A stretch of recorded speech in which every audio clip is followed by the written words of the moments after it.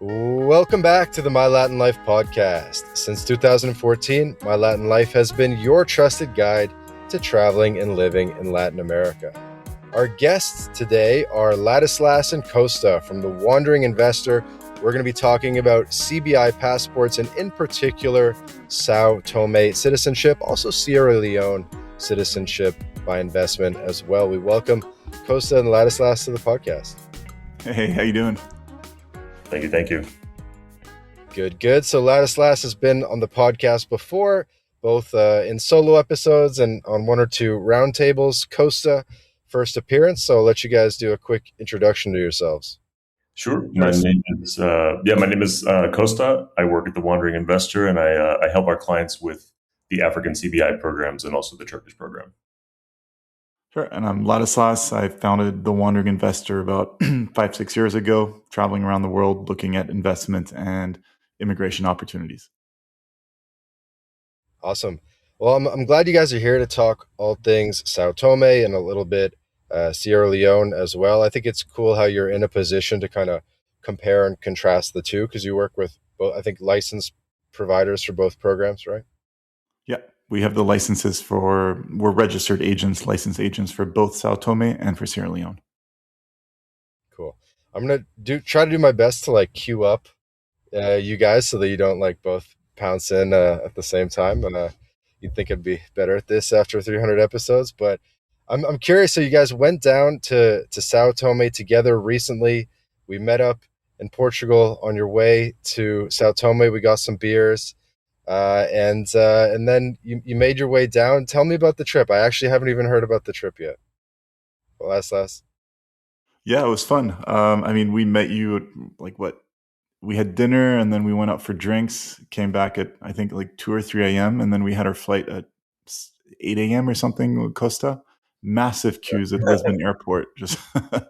And then so we flew to São Tomé and we stayed there for 8 full days, just doing due diligence on the ground, meeting with government officials, meeting with bankers, accountants, local entrepreneurs, expats that made São Tomé their home, and just traveled around the island just to get a better understanding of the country and the jurisdictions for our clients. Cool. And Costa, I guess first time in São Tomé. Both you guys first time in São Tomé? Yeah, it was the first time. It was interesting because the flight passes through. It goes from Lisbon and stops in Accra for a fuel stop and lets a few passengers off and a few people get on. And Accra is actually where Ladislas and I first met about 10 years ago. So it was we had a little bit of a nostalgic stop over there. In Ghana, but they make visas complicated, so we couldn't just stop for a day or two. You need to get a visa. It's annoying. Right. Dude, Costa, you want to hit me with that origin story of meeting Ladislas 10 years ago? Oh, I don't know. There's that much to it. We met in a bar while we were both working there. We were working there independently. Ladislas was working with Nestle, and I was working with a startup in the apparel sector. And we basically just kind of hit it off, and we've been friends ever since. And I started working for him a few years ago. That's cool. Oh man. Okay. It's almost hard for me to cue both of you guys. You got to just build on each other a little bit, but tell me how the trip went. So I remember there was a thing where you mentioned you didn't rent a car, but you should have. Yeah, I'll let Costa elaborate on that one. Yeah. So, a lot of places that we've been in West Africa, it's never really totally necessary to rent a car. In a lot of cases, it can be a hassle because the traffic's so thick, there's nowhere to park. It's just kind of chaos. In São Tomé, it was the complete opposite. There are hardly, any other cars on the road. Apart from really specific times of day, there's virtually no traffic. You just have these wide boulevards all to yourself. You can just throw the car anywhere. It's not like there's any paid parking or anything like that. So we didn't think we, needed a car at the beginning. And we quickly found out that, the population of the city is so sparse that, there's hardly anybody providing, taxi services. There are a few motorcycles here and there where you can just kind of hop on for 35, 50 cents or something like this and make your way across the town. But, yeah, I mean, there aren't very many of them. So we kind of found ourselves in a few situations where we'd just kind of be on the side of the road walking, waiting for someone to pick us up. At that point, we were like, all right, maybe it's time to rent a car. Yeah, we came back to the hotel, the guest house, like really sweaty after a day of just walking around and not finding cabs. This makes sense because normally in Latin America, in Africa, you don't even want to drive. Like it's just you're going to get Yeah. hassled for money. The police are going to shake you down, all that stuff. So Sao Tome is an exception to the rule.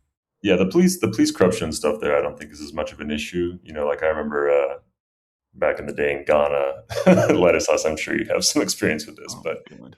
you get pulled over and there's a problem with your mirror, there's a problem with your license, and you just have to, hand over a few shekels, and the problem goes away.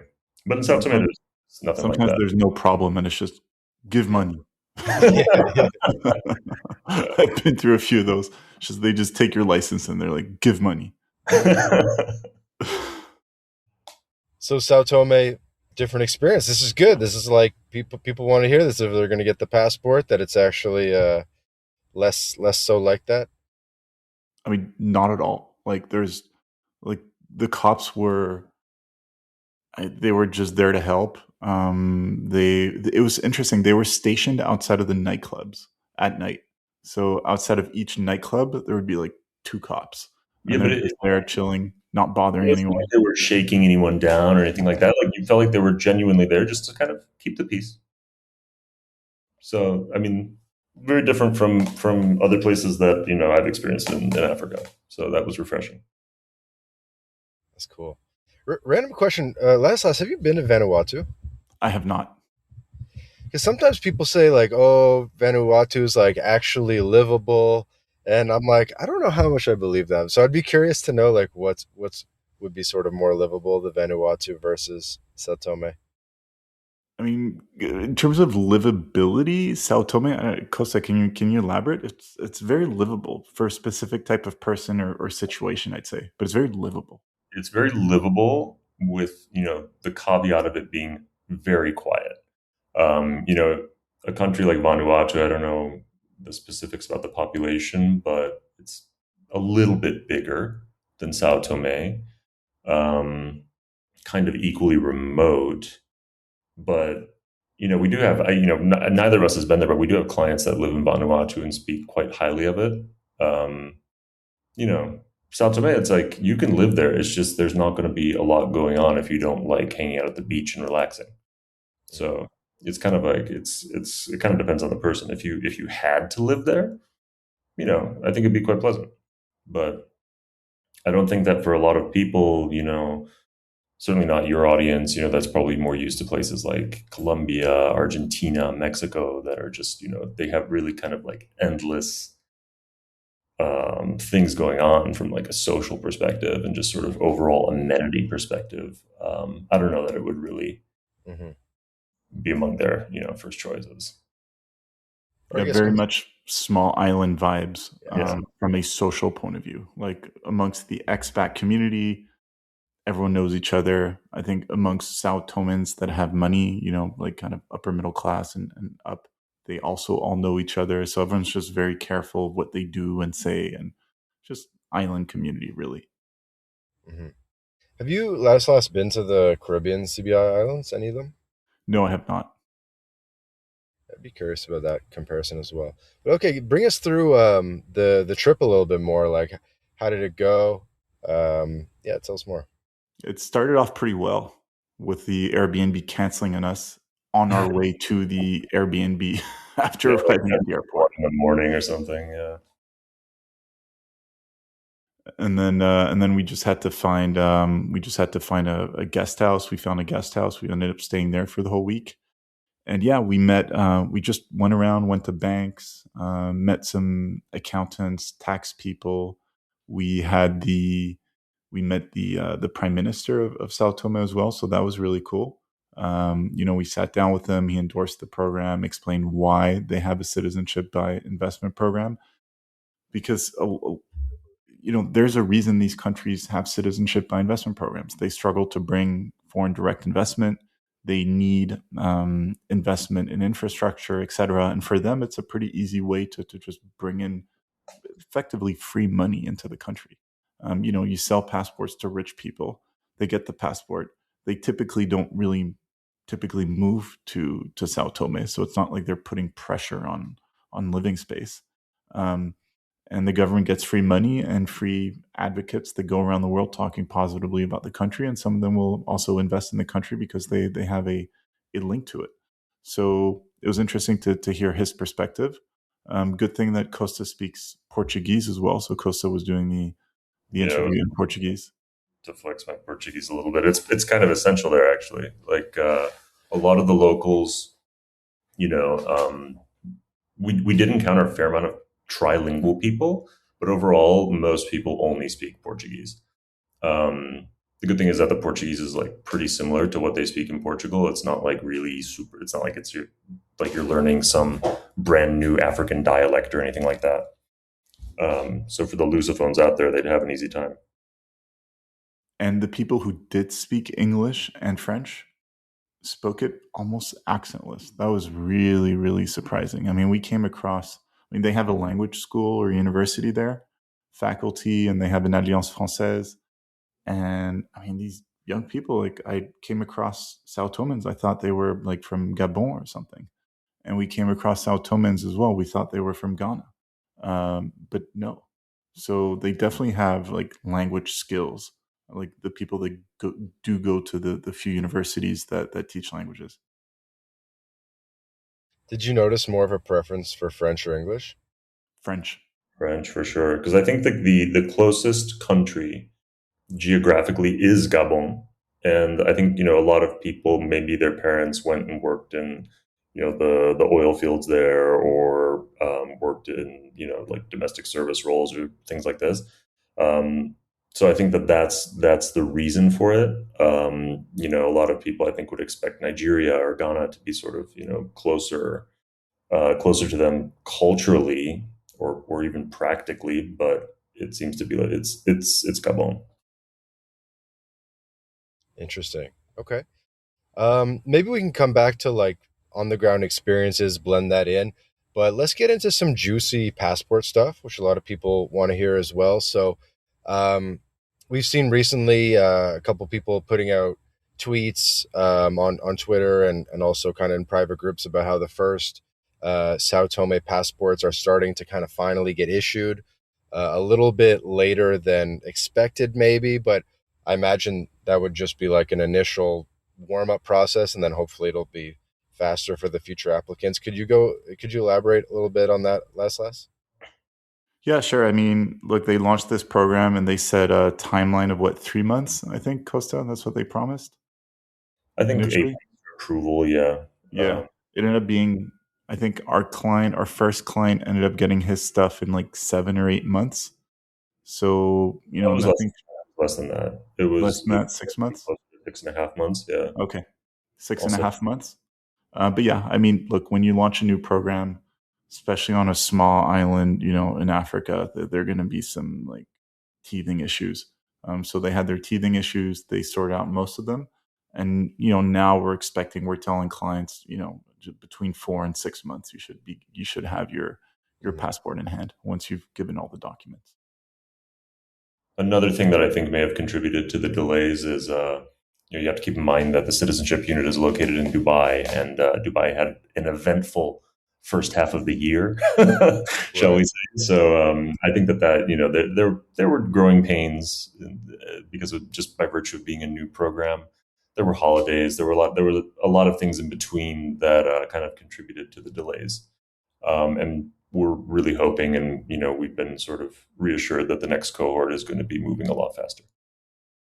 Yeah, and it's really interesting because when this program first started, and we were quick to get the license because we focus a lot on Africa.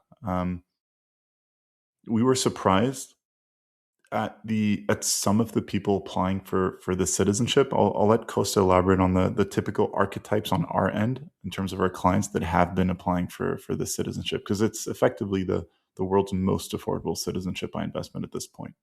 Yeah. So, because of that, it has attracted a decent number of people who have been kind of interested in this whole concept of second citizenships and citizenship by investment, flag theory, what have you. But a lot of these people have been priced out of it. They're not really, looking to make a substantial real estate investment anywhere. They're not really looking to go like spend two, three, $400,000 on this kind of project. And Sao Tome really sort of changed the calculus for a lot of people. The price was, just right so that certain people are now dipping their toes in the CBI space. So there have been a number of clients that just wanted any second passport. They just wanted a second passport, and this was the first opportunity for them to do so. And then we found that the people outside of that group have usually really specific use cases. For example, we found that Nigerian clients, if you look at the top nationalities, I think it's Chinese and Indians who are always sort of ranking up at the top of CBI popularity lists. But then there were also Germans, Nigerians, um, and Germans, for example, are very afraid that they might end up being them or their children might be end up being conscripted into a war someday, and they view the passport as kind of a backup plan, some way that they might be able to maintain their mobility in the event that things really go haywire in Europe. Um, Nigerians are, just because of their population and other factors, they've kind of become a very stigmatized population when it comes to registering companies, opening bank accounts. So this has provided them, an easy way to establish a new identity and facilitate their business activities and their banking activities around the world. So there are a lot of very specific use cases for it. No, we haven't really had any overwhelming amount of clients that fit into one bucket. I think one that was of like some that have been good. I mean, where it felt like we're really helping someone. We have people that have become stateless.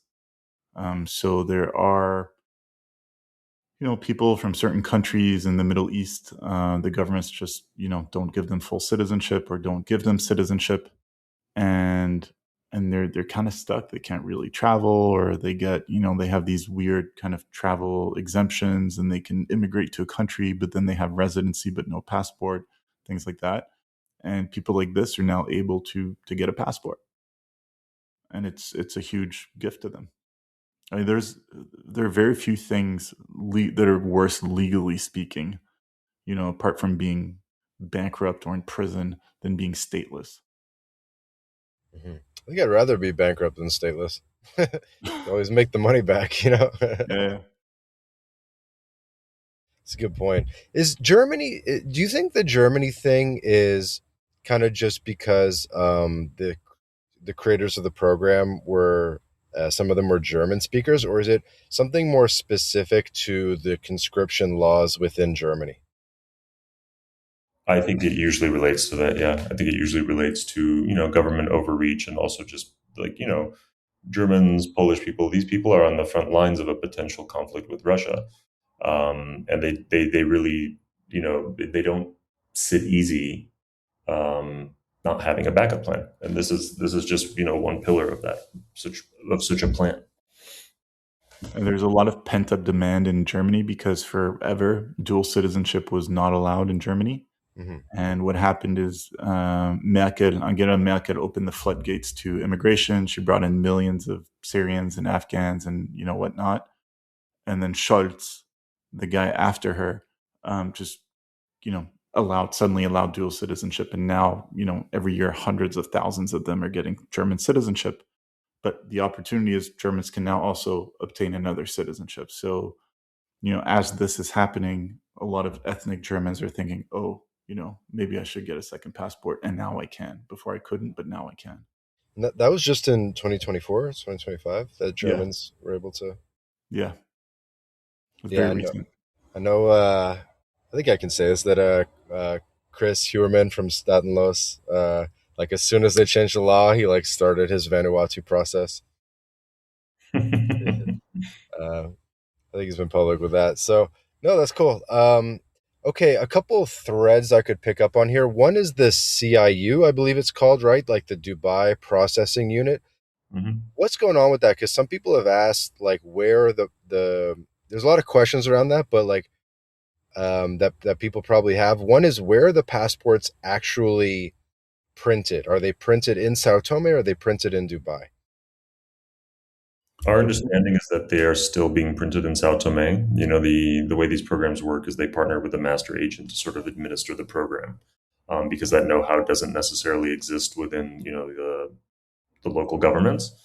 So the Dubai office helps prep these applications, do the initial KYC diligence, all of that, and then they hand it off to the local authorities on the ground in Sao Tome, where my understanding is that the passports are still printed there. I think that there is a long term vision. I'm not 100% sure on this, but that there's a long term vision to establish a embassy, or an embassy in Abu Dhabi, that will handle consular services like this going forward.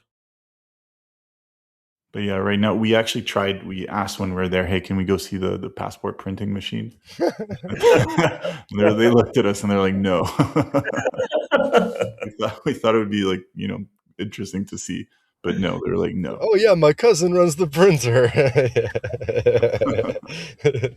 No, actually, speaking of like when you visit a place like this, how much are you um, making appointments and organizing dinners and appointments in advance versus like doing it on the ground once you're there?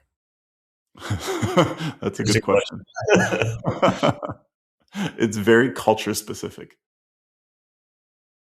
Yeah, because like I imagine it's like, okay, it's like, you get like a couple things booked ahead of time, and then it's like, but it's like, oh, we still have a lot of time, and then the calendar Yeah, kind of fills in when you get there, I guess. it's Africa. Plans fall through, appointments fall through. Especially when we're trying to meet with government officials and stuff. They always have bigger priorities and bigger fish to fry. Totally. So the key is to have a schedule, but Ladislas is also very good about this. If we had like a canceled appointment, or if we ended up with like idle time, he's like, all right, let's go to the bank. And like he just see a bank on the side of the road and like pop into it. That's his style, is just to like show up. But it works quite well over there. We had pretty full days. In many cases, not planning works better than planning. Yeah. That makes sense. And speaking of the bank, I believe there's now a service that some people are offering to open remote bank accounts in Sao Tome. Are you able to speak to that at all? You've People are pitching that, really? Are Cap Yeah, Verde or Sao Tome? Sao Tome. I could be remote, could require a visit. I kind of forget, but like basically for non citizens or non residents. I mean, we can talk about that with authority. So we went through whatever that service is. Don't pay for it. It's Yeah. entirely free. You can just contact one of the banks directly. They'll open an account for you. The problem is, when you send money to Sao Tome, the central bank has some foreign exchange restrictions and capital controls. So if you send, you know, $100, they will force convert 25% of your funds into local currency. Hmm. So fine, but then trying to buy dollars back or euros back is not necessarily easy. There's a current account deficit, and there's forex shortages at times, so you end up paying quite a big premium. There's a Um, there's a black market rate for the local currency. yeah. So if you go to the bank, you'll get the official rate is 25, Hmm. and that's what initially we're getting, and then gradually as the week went on, we were getting a better and better rate. We ended up like 27 to the euro. So people are paying a substantial premium compared to the official rate to obtain physical euros. So we wouldn't, like, as things stand, we wouldn't recommend like offshore banking in Sao Tome. They do accept like non-Sao Tomans. They do accept foreign corporations. They do all of that, but then it comes with this problem, which is like pretty real. Um, If this changes, sure. But until then, I just see it as a solution for people who obtain citizenship and just want, they say, okay, as part of my plan B, I want 12 months of expenses in a bank account, Mhm. earning me interest. Then whatever, you send like $30,000, just sits there, whatever. Or for people that just have like really problematic structures and citizenships, and that could work, but there's a cost to it. Okay, and you're able to have U.S. denominated or Euro denominated Yeah. funds there.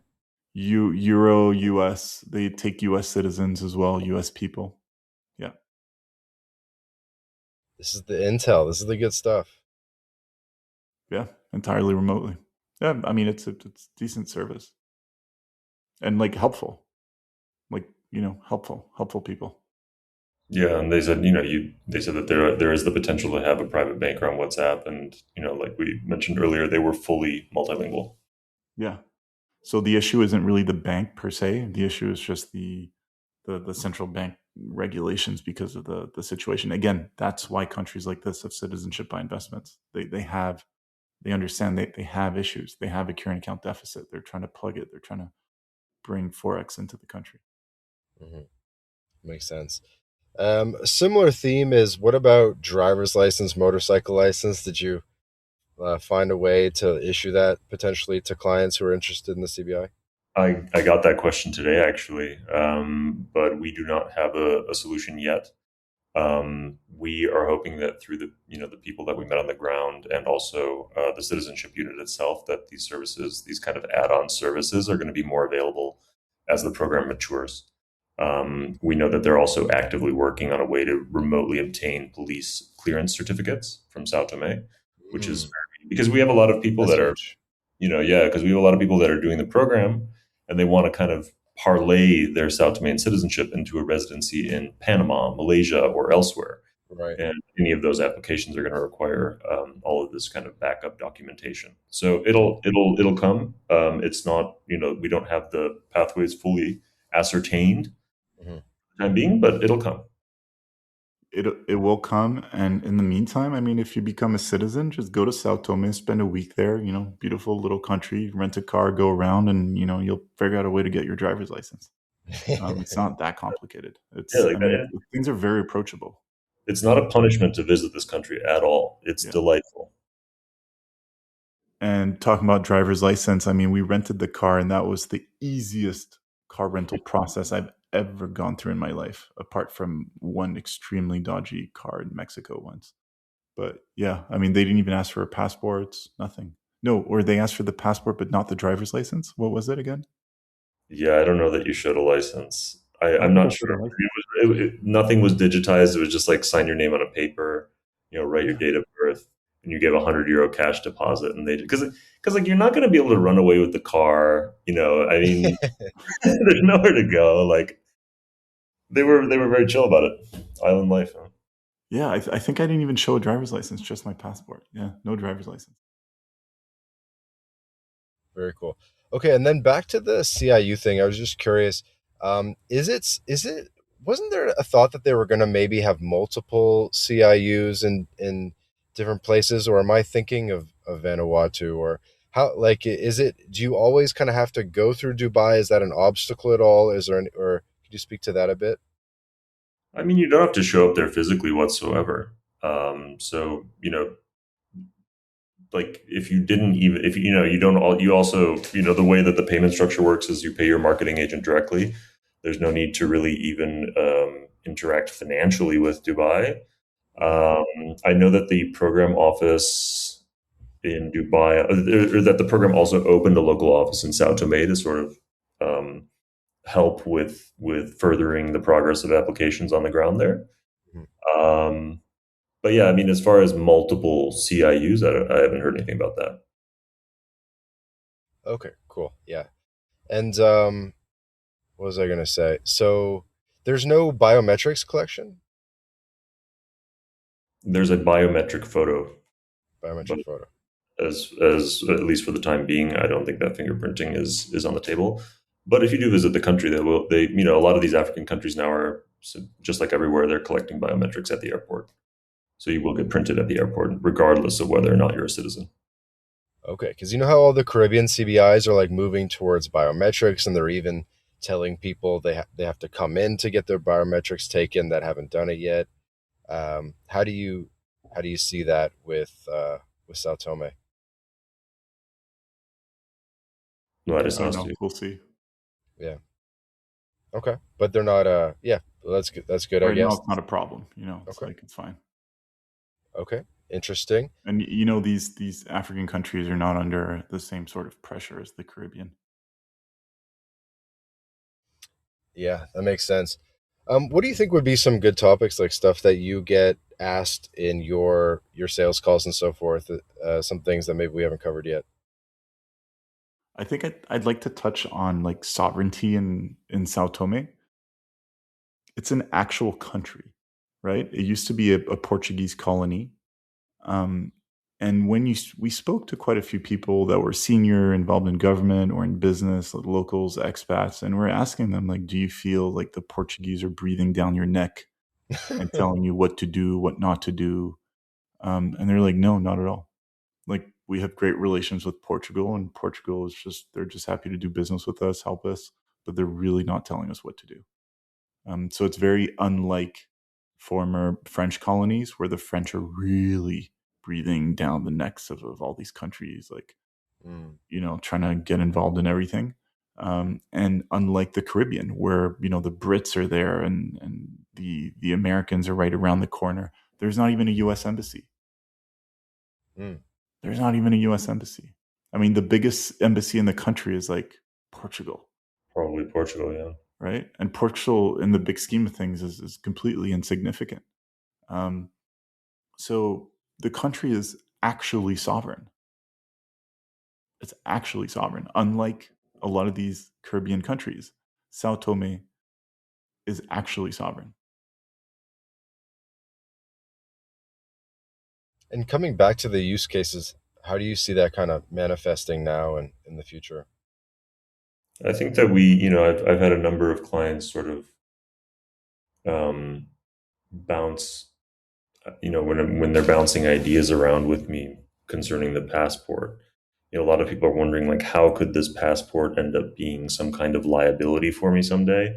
Mm. And it's like it's hard to imagine like Sao Tome really sort of ending up in the middle of something problematic. It's not like one day you're going to be treated like a Russian or an Iranian or this or that. I think a lot of people are also kind of concerned about how does this citizenship expose me from a tax perspective. Ladislas, you can comment on that a little bit, I think. It just doesn't impact you from a tax perspective at all unless you become a tax resident of Sao Tome, which means, spending over half the year there and actually being based there. There are absolutely no tax consequences to being a citizen of Sao Tome. Yeah, I think that's what most people would expect. Anything else that you think you want to communicate or you think is under discussed when it comes to this program? I think that more people should really examine visiting the place at least. Like, I know just a few clients have sort of expressed an interest in doing this, but I think more people should. It's such an overlooked tourism destination. Like their tourism sector, it exists. I mean, there is tourism, but it's just like a few tens of thousands of people from Portugal every year, basically. There's so much to do. It's so beautiful. Um, this is something that I hope that the CBI program kind of raises awareness of the country overall, and that more people visit uh, because it's fantastic. I mean, it looks in places like Hawaii. It's some of the most untouched, lush jungle I've ever seen. It's a genuine paradise, um, and I mean, I hope more people explore it. Yeah, we got some really nice drone footage of the place. Like it's absolutely gorgeous. Um, and I'd say also it's one of it's a CBI that accepts non-married couples as well. That's also interesting for some people. You don't have to be married to Mm. both to include your other half. Would you have to have common law documentation? You need to have things like shared bank accounts. Definitely helps if you have a child with both parents' names on the birth certificate. They don't Uh, need like a civil union certificate or whatever. no, but they do like to see some kind of sworn statement, like Right. a declaration that you are in fact in a real relationship. Okay, that's cool.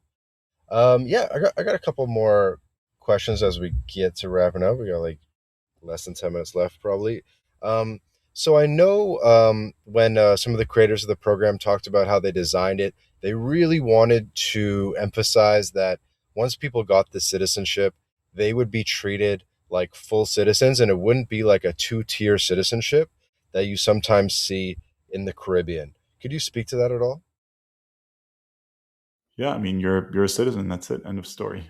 They have not created a separate class of citizens for CBI for CBI clients. So it's very unlike a lot of the Caribbean countries that treat you differently. Where if you have a child, you need to pay $10,000. Hmm. You can't just go register the child at whatever embassy. You have to pay extra fees, and then after 2 or 3 generations, the passport stops going down the generations. Sao Tome, as things stand, does not differentiate between um, like normal citizens, if I can put it this way, and citizenship by investment citizens. They're all the Hmm. same class of citizens. You have the same right. According to the law, you're treated the same. So you can just go and register your child normally at a Sao Tome embassy overseas, just like any other citizen, or come back, do it on your own. But you have the added advantage of contacting the CIU and paying some fees and doing it entirely remotely through them.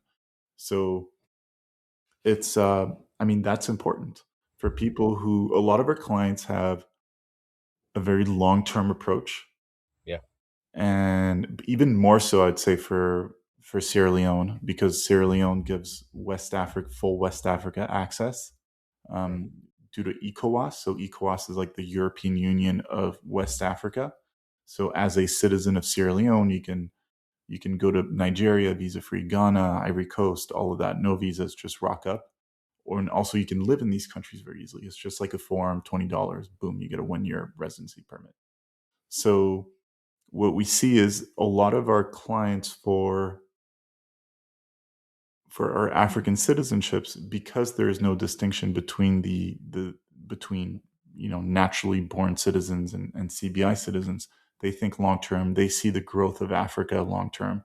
They Yeah, see yeah. the demographics. They understand the Africa story. They want to be part of it, not just themselves, potentially not even for themselves, but for their children and future children or grandchildren. So I think this is a core. I think this is a core selling point, a key selling point of these African citizenship by investment programs, is they do respect you as a citizen much more so than the Caribbean ones. And it's worth mentioning also that, it's not unusual to have an African passport and not look like an African. There are plenty of people from all over the world, white people, Chinese people, Indian people, Arab people, people from other African countries that naturalize in, certain African countries. You're not going to really stick out like a sore thumb as much as you might think. We met plenty of people in Sao Tome who had naturalized using the normal, residency based naturalization pathway, and they're very welcome as citizens. Yeah, so it's in the U.S., in Europe, do we see white people with African passports unless they're South African? Not really, because they're not on these passports. But when you travel around Africa and you're at airports and you're at border crossings and in those situations, and as a European you whip out an African passport, it's not the first time they've seen this. Hmm. I think especially with Sao Tome, Cabo Verde, it's like there's kind of like every color there, I guess. So I do like that angle about Sao Tome. It's like a little like Sierra Leone would be like a little weird, but Sao Tome, it's like okay, I like that. Yeah, I mean, there are tens of thousands of Lebanese, across West Africa and Central Yeah, Africa. They run around on African passports. There's a huge and there are huge Indian and white minorities in East Africa, in Kenya and Uganda, with African passports. That's true. It's, Congo has a lot of, Belgian people with Congolese passports. I mean, all over. Yeah. No, it's true. In Montreal, one of my buddies, was born in Sierra Leone. He was Lebanese. uh, cool. No, I really think that's awesome. So, and then basically what that would look like is if you got the passport and then you had kids, they'd essentially be natural born Sao Tome citizens, and you could just go to any embassy basically around the world and to Okay, get that. let's be clear. You are becoming a citizen of an African country. All right. So, yes, you can go to a high commission, an embassy, register your child theoretically. Like, does it work very well in practice? Ask your African friends, when they need to renew their passport, it's often a stressful moment. Mm-hmm. So, theoretically, can they? Yes. In practice, it depends on the team at that point in that, particular consulate or embassy. So people just need to understand that it's not necessarily going to be being a Swiss overseas and going to the Swiss embassy. It might be a bit of a tougher process. Let's not forget also that both the São Tomé and the Sierra Leone programs are going to be offering renewals and such consular services, with their support. So this should not be, a any kind of obstacle for CBI applicants in the future when it comes time to renew or register an infant, this kind of thing. Yeah, but the program could end, and then the CIU unit just stops existing because the program is done, and then you're just a normal Sao Tome citizen. And if you need to renew your passport, you'll need to just go to the embassy in Lisbon or go to Sao Tome just like anyone else. Mm-hmm. You're a normal citizen, Mm-hmm. And just, I think it's really nice of you to kind of make that distinction. Like, look, don't expect like a Swiss process. Like everybody in Africa kind of has an experience with dealing with their own government, and just to be ready for that, basically. I mean, if African governments were very efficient, we know it. I like the passport color. It's like a bright blue. Beautiful. Yeah. You want one? Yeah, I do. We'll sell you one, Vance. We'll sell you one. I'm already sold because, and actually, as we get to wrapping up, it's funny, we never really said the price because, I guess we assume people know already or they see it on the website. But do you want to just quickly go over what that looks like for single applicant, family of four, and so forth? Sure. So there's an application and diligence fee of $5,000, and the donation fee for an individual starts at $90,000. This goes up to $95,000 if you are a family of 2 to 4 people. Above 4 dependents, or above 3 dependents rather, you will pay an additional $5,000 per person. For an individual, the all-in cost, including some nominal document fees, is $95,750. And for a family of 4, it is only $103,000. So it's a very, very compelling program price-wise on a per-person basis. That was well rehearsed. You got that down. Good stuff. I've said it a few times. Cool, guys. So we'll get to wrapping up. For the audience, there's going to be a link in the description of this episode where you can express your interest in this program and take action and really get this bright blue Sao Tome passport in your hands.